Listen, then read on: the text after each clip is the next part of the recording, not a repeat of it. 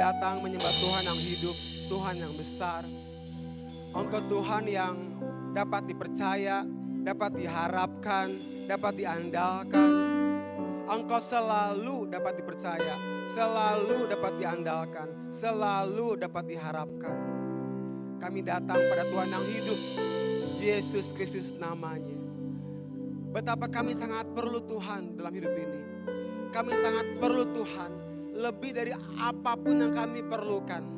Kami tahu asal ada Tuhan berjalan bersama dengan kami. Seperti Musa, asal ada Tuhan, mereka mampu melewati laut seberau.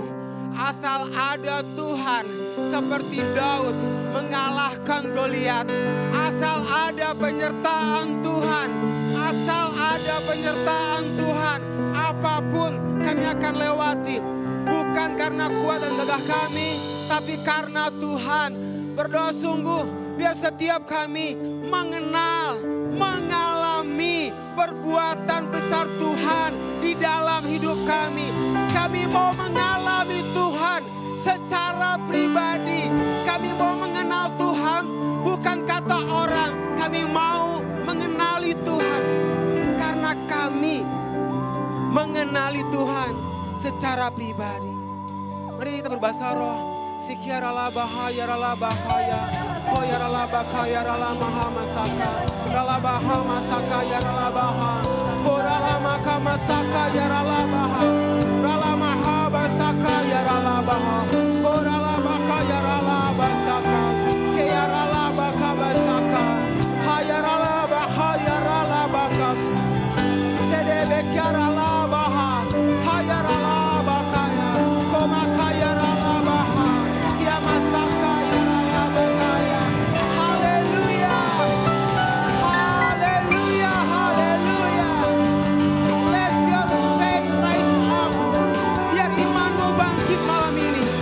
Biar imanmu bangkit malam ini. Imanmu bangkit malam ini. Biar malam ini yang tawar kau gak menjadi tawar lagi. Biar malam ini kau yang suam-suam kuku kembali on fire buat Tuhan. Dalam nama Yesus. Dalam nama Yesus. Kami mengasihi Tuhan. We love you Lord, we love you and we love you more and more and more. Lebih dalam lagi kami mencintai Tuhan. Going deeper to loving you more and more. Thank you Lord. Dan setiap kita yang percaya di dalam namanya berkata, amin. Berikan tepuk tangan yang terbaik buat Tuhan kita, Yesus Kristus. Thank you. Tim Praise and Worship luar biasa banget. Saya senang ada di sini, saya bersyukur banget bisa ada di tempat saudara, melihat apa yang, menyaksikan apa yang Tuhan kerjakan.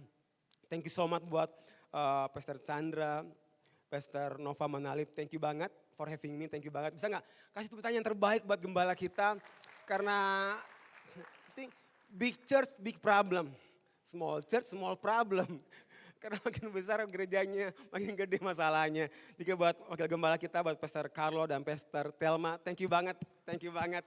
Tadi saya diantar ke Minahasa Utara, seneng banget. Dan buat semua tim kepemimpinan yang ada di GC Manado, boleh gak kita kasih tepuk tangan buat mereka. Luar biasa banget, luar biasa banget. Kita ada dalam tema skillfulness, dan saya mau sore ini menambahkan apa ya, kita ahli banget untuk menjadi orang yang dapat dipercaya, diharapkan, bahkan diandalkan. Hari Kamis beberapa waktu yang lalu, sekitar bulan Juli kalau nggak salah, saya punya pengalaman lucu.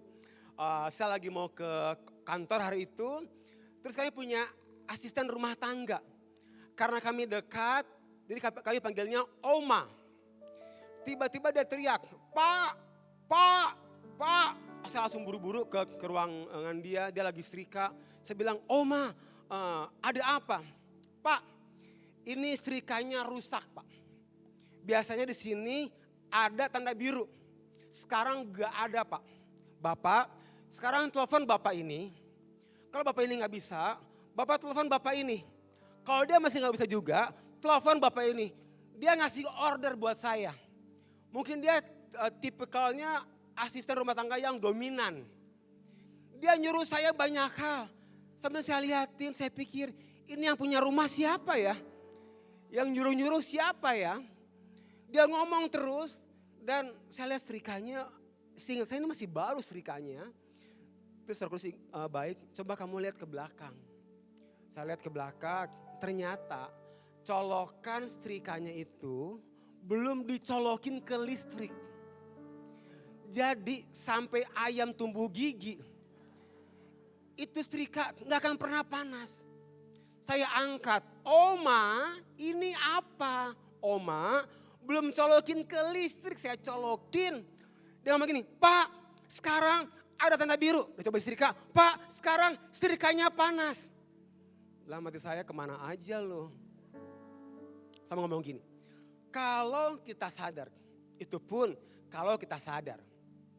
Kalau dalam hidup kita gak ada kemajuan. Kalau hidupmu stuck. Kalau hidupmu monoton. Kalau hidupmu gak ada breakthrough. Kadang yang salah bukan orang lain. Kadang yang salah bukan keadaan. Kadang yang salah diri kita sendiri. So that's why sore hari ini saya kasih judul saya adalah Rethinking Your Life. Kita perlu pikir ulang hidup kita. Kalau kita belum mengalami expand, kita perlu pikir ulang hidup kita. Kejadian 1 ayat yang ke-26 dan 27. Berfirmanlah Allah, baiklah kita menjadikan manusia menurut gambar dan rupa kita. Tuhan Sang Pencipta menciptakan makhluk yang disebut dengan manusia. Dan Tuhan memberikan karakter kepada manusia yang ia ciptakan tersebut. Dalam bahasa Ibrani, kata gambar adalah selem atau sedem. Yang berarti salinan. Tuhan menciptakan kita mengikuti salinannya karakter Tuhan Sang Pencipta. Kata rupa adalah demut. Yang berarti percis mengikuti sesuatu yang dijadikan pola. Jadi kita ini diciptakan mengikuti pola karakternya Tuhan Sang Pencipta. Katakan amin. Berfirmanlah Tuhan, baiklah kita menjadikan manusia menurut gambar dan rupa kita. Perhatikan, hal pertama yang ada di dalam pikiran Tuhan Sang Pencipta setelah Dia menciptakan kita adalah Dia menaruhkan, memberikan karakternya pada kita. Adam pertama jatuh ke dalam dosa, membuat manusia kehilangan pola dan salinannya karakter Tuhan Sang Pencipta. Puji Tuhan, Adam kedua Tuhan Yesus. Dia mati di kayu salib, Dia menebus setiap kita. Apa artinya menebus? Memperbaiki atau mengambil segala sesuatu yang telah rusak, kemudian mengembalikannya kepada tujuan semula. Kematian Tuhan Yesus di kayu salib membuat kita manusia, punya harapan untuk dapat hidup dengan pola dan salinannya karakter Tuhan Sang Pencipta. Efesus 4 ayat yang ke-22 sampai yang ke-24. Ini terjemahan asli The Message-nya. Saya akan coba bacakan bahasa Indonesianya. Ambillah cara hidup yang benar-benar baru. Kehidupan yang dirancang Tuhan. Kehidupan yang diperbaharui dari dalam. Dan bekerja dengan sendirinya ke dalam perilaku kita. Saat Tuhan secara akurat mereproduksi karakternya di dalam kita. Dan pekerjaan Roh Kuduslah yang menghasilkan pola dan salinannya karakter Tuhan Sang Pencipta dalam kita. 2 Korintus 3 ayat yang ke-18. Dengan demikian Tuhan Yesus yaitu oleh Roh-Nya mengubah kita sehingga kita menjadi semakin sempurna dan memancarkan kemuliaan-Nya. Kita lihat Bapa mengutus anaknya. Anaknya mati di kayu salib. Kemudian Bapa mengirimkan Roh Kudus. Kok niat banget ya? Kok segitunya ya Bapa di sorga? Karena Bapa punya tujuan agar setiap kita hidup dan dewasa mengembangkan pola dan salinannya karakter Tuhan Sang Pencipta. Kejadian 1 ayat yang ke-26. Supaya apa? Supaya mereka berkuasa. Pernyataan Sang Pencipta selanjutnya penting. Setelah dia memberikan pola dan salinannya karakter Tuhan Sang Pencipta. Supaya diberikan kuasa. Kata kuasa bahasa aslinya radah. Yang berarti to have dominion. Kata berkuasa punya pengertian memerintah, mengendalikan, mengatur, bahkan menguasai. Karena karakter adalah tujuannya Tuhan Sang Pencipta. Yang mau kita hidup dengan pola dan salinannya karakter Tuhan Sang Pencipta. Baru kemudian dia kasih kita kuasa. Baru dia kasih kita expand. Sang Pencipta tidak mempercayakan kekuasaan pada kita sebelum ia memberi kita karakter. Dan kata karakter berasal dari bahasa Latin, artinya kualitas seseorang atau tanda seseorang. Karakterlah yang menjadi tanda atas hidup kita, yang mendefinisikan kita, bahkan yang menjadi identitasnya kita. Siapa kita dilihat dari apa yang kita buat. Tadi pagi saya dijemput oleh Pastor Carlo. Janjian jam 8.15, saya turun, Pastor Carlo udah duduk nungguin saya. Artinya beliau punya karakter yang dapat dipercaya. Karena karakter kita itu mendefinisikan kita. Karakter kita itu menjadi identitasnya kita. Karakter adalah tujuannya Bapa. Sayangnya kita lebih menghargai bakat dan talenta lebih daripada karakter. Bakat dan talenta bawaan lahir.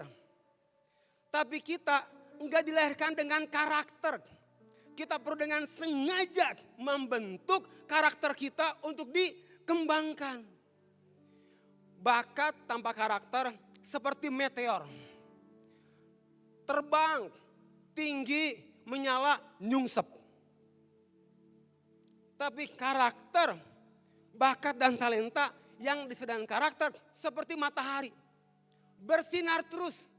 Pagi dia bersinar, siang dia bersinar, malam gelap. Bukan berarti dia nggak bersinar, dia bersinar di belahan bumi yang lain. Itulah bakat dan talenta yang disertai dengan karakter. Alkitab mengatakan satu pribadi yang luar biasa. Lahir dengan bakat dan talenta, kekuatan yang sedemikian rupa. Siapa dia? Simpson. Hakim-Hakim 13 ayat yang ke-5. Ia mengalahkan singa muda. Ini beneran singa muda, bukan kucing bongsor. Dia mengalahkan 1.000 orang Filistin dengan rahang keledai. Mengangkat daun pintu gerbang kota.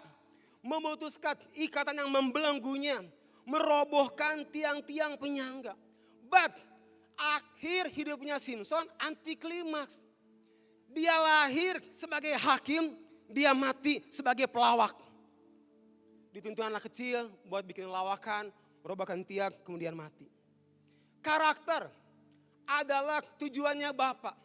Sayangnya kita lebih memperhatikan reputasi daripada karakter. Reputasi adalah apa yang orang pikirkan tentang kita. Karakter adalah siapa kita sesungguhnya. Karena reputasi kita mengenal istilah namanya jaim. Jaga image. Coba perhatikan. Kalau kita upload di Instagram. Pasti suami istri lagi pelukan. Suami istri lagi di Pulau Bali. Kita gak pernah mengupload lagi marahan. di-upload. Aku lagi marah sama istri aku. Enggak pernah. Karena kita mau jaim, jaga image, reputasi siapa kita di depan umum. Tapi karakter siapa kita ketika enggak ada orang yang melihat kita. Karakter adalah tujuannya Bapa. Sayangnya kita lebih memperhatikan status daripada karakter. Alkitab menceritakan satu orang dengan status yang luar biasa. Siapa dia? Salomo. Ia dipilih Tuhan khusus membangun bait suci. Apa aja yang menjadi kebesarannya? Hikmat yang dalam dan akal yang luas. Kekayaan yang luar biasa. Gajinya Salomo 25 ton emas per tahun. Kalau dirupiahkan, gajinya Salomo itu 20 triliun per tahun. Jadi gajinya dia sebulan sekitar 1,5 T. Uang semua, nggak pakai daun, uang semua. Talenta seni yang hebat. Salomo menciptakan sebanyak 1.005 lagu. Ini Spotify penuh sama lagunya Salomo. iTunes penuh sama lagunya Salomo. YouTube penuh, bukan YouTube, Salomo lagi. 1.005 lagu yang dibuat. Istananya Salomo dibangun memerlukan waktu sebanyak 13 tahun. Salomo bangun rumah 13 tahun bukan karena KPR-nya macet. Bukan karena nggak ada dana. Karena demikian bagusnya dibuat 13 tahun. Bahkan Salomo ketemu Tuhan 2 kali. Ini dia kalau KKR serem. Pasti penuh. Saudara-saudara, tahu nggak?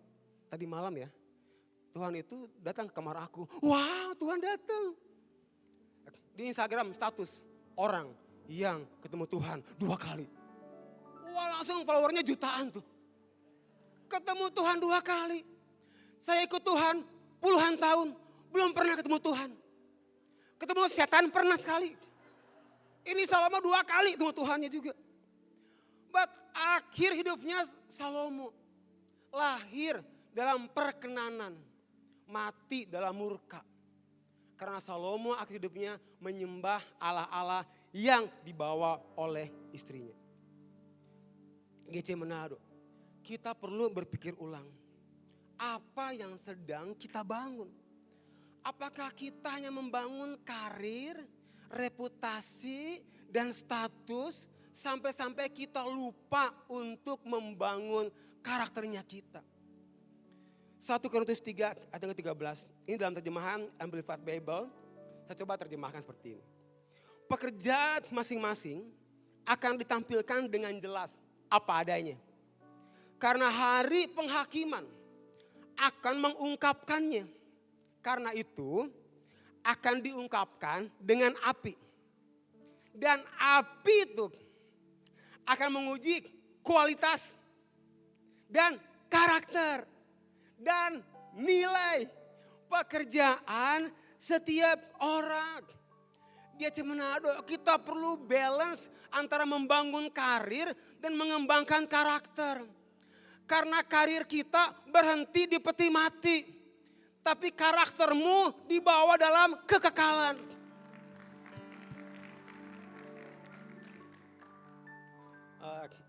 Saya waktu bulan lalu PTC, Parents Conference. Zaman saya dulu namanya bagi rapot.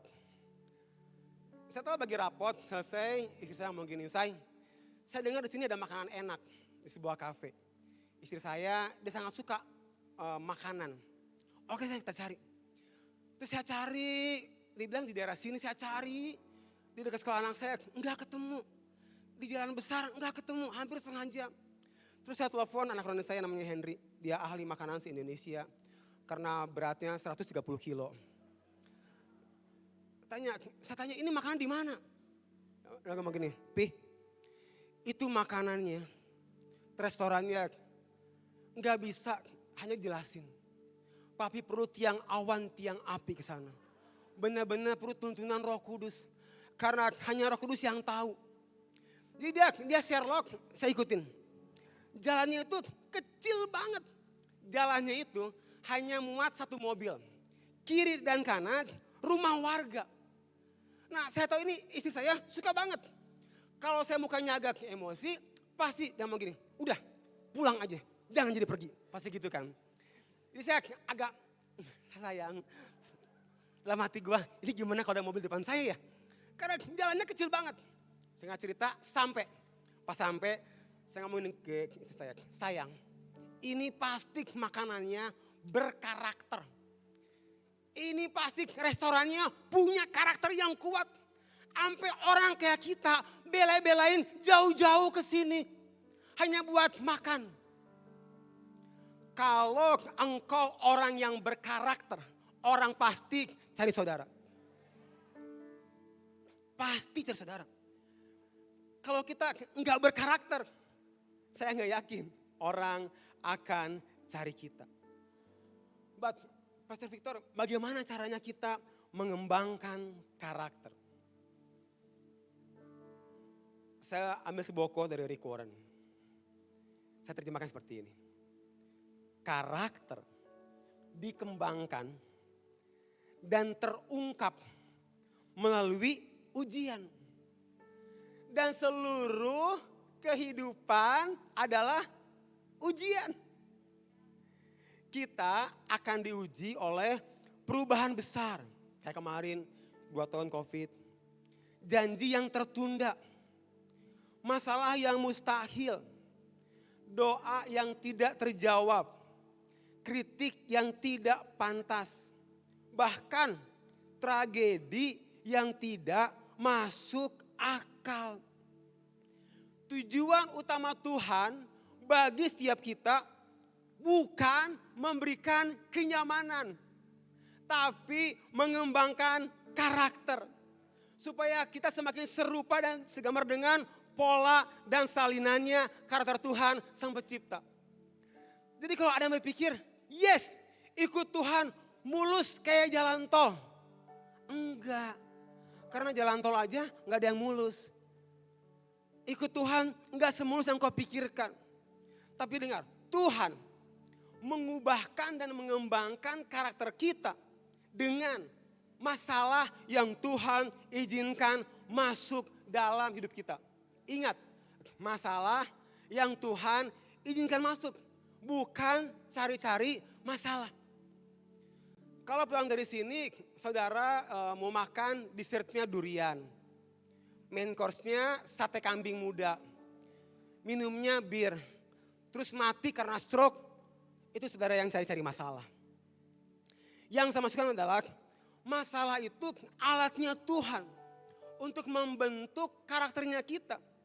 Masalah itu kayak gadget. Masalah selalu datang dengan bentuk terbaru.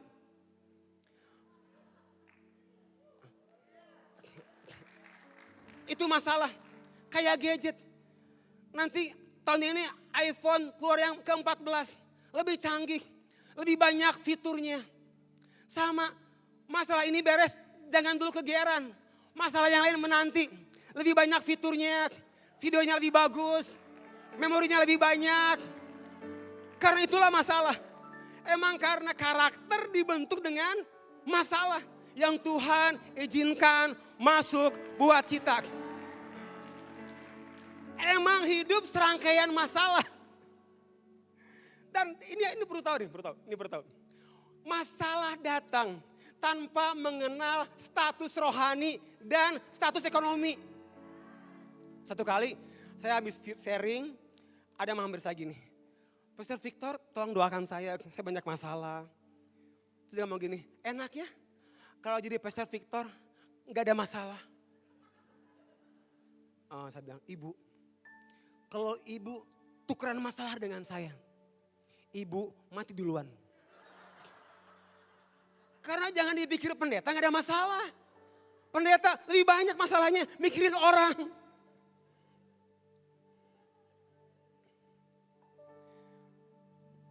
Jawabannya, emang hidup gak mudah. Saya gak tahu masalah apa yang sedang kau hadapi sore hari ini. Mungkin ada ngomong gini, kenapa masalah saya berat banget ya? Kok 2 tahun terakhir ini bisnis berat banget ya? Saya nggak ngerti, udah bertahun-tahun saya nikah, kok belum punya anak ya? Kok dia nggak nikah, married by accident, hamil-hamil aja ya? Kok saya nikah diberkati di gereja, makanya mahal lagi? Kok belum punya anaknya? Kok masalah di keluarga saya besar banget ya? GC Manado, jawabannya emang hidup berat, sulit, dan gak dapat dimengerti. Tapi dengar, semakin sulit masalahnya, semakin berat masalahnya, semakin besar masalahnya, semakin kuat karaktermu akan terbentuk. Karena Roma 5 ngomong gini, ayat 3 dan 4. Dan bukan hanya itu aja, tetapi kita juga bermegah dalam kesukaran. Karena mengetahui bahwa kesukaran itu membuahkan ketabahan. Ingat ya, masalah, kesukaran membuahkan ketabahan. Dan ketabahan membuahkan karakter yang teruji. Dan karakter yang teruji pengharapan. Karakter adalah tumpuan yang menentukan seberapa besar, seberapa berat yang seseorang dapat topang. Ibrani 11 ayat yang pertama ngomong gini. Iman adalah dasar dari segala sesuatu yang kita harapkan dan bukti dari segala sesuatu yang tidak kita lihat. Iman adalah dasar. Kata dasar ini bahasa aslinya hypostasis, artinya penopang atau pendukung. Waktu saya berdoa bahasa sesuatu, ada waktu untuk saya mendapatkannya. Nah, di antara waktu ini saya perlu dasar. Hypostasis adalah iman itu. Nah, ternyata kata hypostasis adalah kata yang sama yang dipakai buat karakter. Jadi karakter adalah penopang atau pendukung. Dan karakter menentukan seberapa besar, seberapa berat yang seorang dapat topang. Kalau karaktermu hanya segede tusuk gigi, maka jangan heran yang Tuhan percayakan yang kecil-kecil. Karena kalau engkau ingin yang besar, menopang speaker ini, dengan karaktermu segede ini, patah. Engkau perlu mengembangkan karaktermu sebesar ini. Jadi kalau hari ini engkau ngomong gini, Pastor Victor, kenapa ya Tuhan itu percayakan sama saya yang kecil-kecil? Karena karaktermu juga kecil. Engkau perlu mengembangkan karaktermu besar. Supaya yang besar Tuhan percayakan. Karena kalau Tuhan kasih ini, kamu masih lagi gini, mati kamu. You cannot handle it.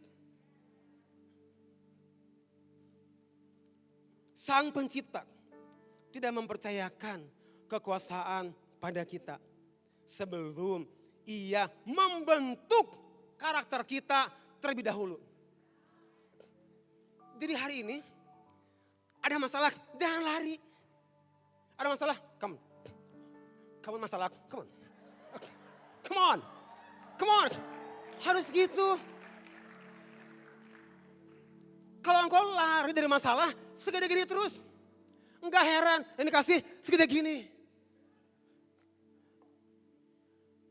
Hadapin masalah. Jangan lari dari masalah. Masalah yang satu beres, kayak gini. Yes, masalah beres, jangan GR. Masalah yang lain siap masuk. Menyelinap masuk. Gimana? Hadapin lagi, come on. Perlu gitu. Karena hal yang besar Tuhan berikan. Kalau karaktermu besar. Kalau kapasitasmu besar. Dan biarkan Tuhan membentukmu. Lewat masalah yang Tuhan izinkan masuk. Mengapa setiap kali kita punya masalah yang besar, yang kecil, yang berat, yang ringan, yang sulit, yang mudah. Kenapa kita langsung cari Tuhan? Karena kita tahu banget Dia punya karakter yang selalu dapat dipercaya, selalu dapat diharapkan, selalu dapat diandalkan. Kita tahu banget sama karakternya Tuhan. Dia bukan Tuhan yang kadang-kadang dapat dipercaya. Kadang-kadang dapat diharapkan. Kadang-kadang dapat diandalkan. Enggak. Kita menyembah Tuhan yang selalu dapat dipercaya, diharapkan, bahkan diandalkan. Itu karakter Tuhan yang kita sembah. Makanya kita gak pernah ragu cari Tuhan. Jam berapapun, di saat apapun, kita langsung cari Tuhan. Karena kita tahu Dia Tuhan yang selalu dapat diandalkan. Tuhan itu gak pernah berubah. Dulu, sekarang, bahkan di depan sana, Dia Tuhan yang gak pernah berubah. Dapat diandalkan. Kemarin ada yang ke kantor saya, namanya Bernard. Dia dari New Zealand. Dia itu mengembalakan 800.000 kambing. Domba. Banyak banget. Saya bilang, bro, kamu ngapain kerjaannya? Pastor Victor, setiap pagi saya masuk ke kandang demi kandang. Buat apa? Kadang domba itu mungkin dia mimpi jadi astronot. Jadi kebalik tidurnya. Nah kalau ini kelamaan, darahnya ke bawah dia mati. Jadi Bernard harus balikin, tunggu bentar, suruh dia jalan lagi. Nah kadang ada domba yang kecanduan mimpi astronot, udah jalan nggak balik lagi. Balikin lagi. Karena domba nggak kayak dogi. Saya punya dogi, kalau dia mimpi jadi astronot, tenang aja. Besok pagi dia balik lagi. Beda sama domba. Perlu dibalikin lagi. Itu gembala yang manusia. Kita punya gembala agung namanya Tuhan Yesus. Saya baru ngerti kasihnya selalu baru setiap pagi di ratapan. Artinya Tuhan tuh lihat kita setiap pagi. Masih hidup? Masih hidup. Gak mimpi jadi astronot? Gak mimpi. Dilihatin. Karena dia Tuhan yang tak sembah. Bahkan dia Tuhan yang selalu dapat dipercaya. Saya boleh undang tim Perseworship ke depan, bantu saya. Dia Tuhan yang selalu dapat dipercaya. Kalau kita beli produk food atau fashion, sangat yakin dengan gini, sejak April kemarin saya ke Yogyakarta, ada banyak jamu. Saya beli jamu Nyonya Menir, saya minum. Kenapa? Ada tulisan, sejak 1919. Yakin. Tuhan tuh kalau kenalan gini, Victor, saya Tuhan, Bapa Tuhannya Abraham, Ishak, dan Yakub. Saya Tuhan dari generasi ke generasi. Dia Tuhan yang dapat dipercaya. Bahkan dia Tuhan yang selalu dapat diharapkan. Kenapa? Karena bagi Dialah yang dapat melakukan jauh lebih besar, jauh lebih dalam, jauh lebih lebar, jauh lebih luas daripada yang dapat kita harapkan. Karena Dia Tuhan yang dapat diharapkan. Karena bagi Dialah yang dapat melakukan jauh lebih besar, jauh lebih dalam, jauh lebih luas daripada yang dapat kita harapkan. Kira-kira seperti itu enggak orang melihat kita? Apakah kita orang yang dapat dipercaya, diharapkan, diandalkan? Waktu karaktermu dikembangkan, kapasitasmu berkembang, akan ada banyak orang cari kamu. Dan engkau akan mengalami expand, mengalami perluasan di semua area kehidupanmu. Sang Pencipta tidak mempercayakan kekuasaan pada kita sebelum Ia membentuk karakter kita. Katakan amin. Mari kita berdiri sekali lagi. Kita menyembah Tuhan yang tadi apa ya? Kerizop ya? Yang generation. Generation. Yes, Lord.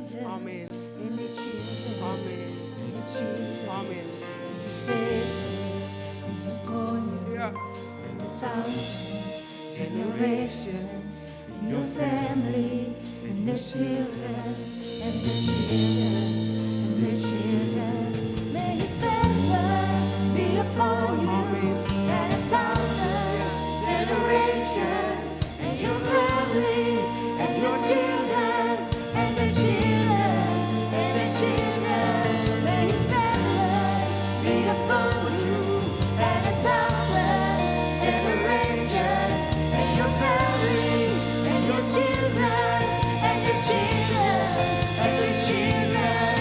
May His blessings go before you and behind you and beside you, all around you and within you. He is with you, He is with you in the morning, in the evening, in the coming and the going, in the weeping and rejoicing. He is for you, He is for you, He is for you, He is for you, He is for you, He is for you, He is for you, He is for you,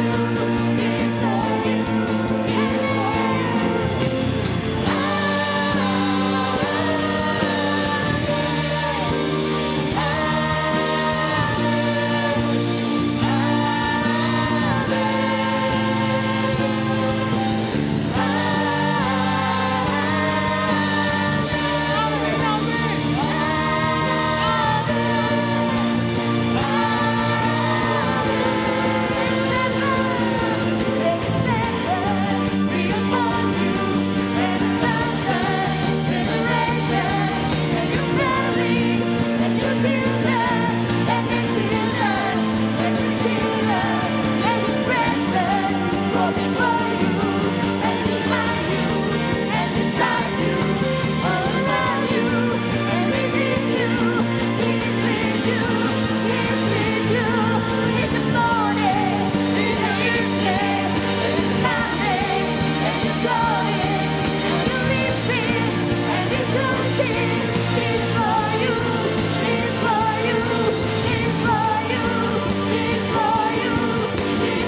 for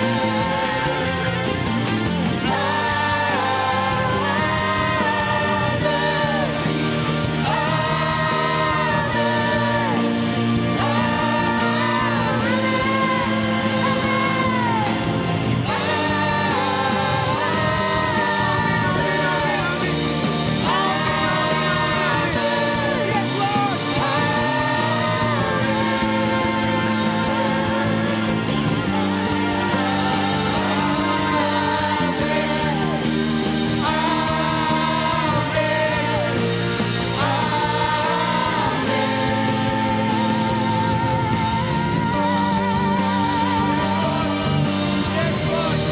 He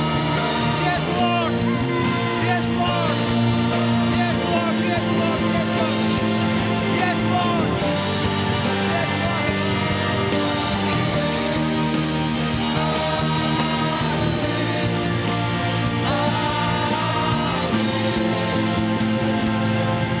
for you. bersyukur.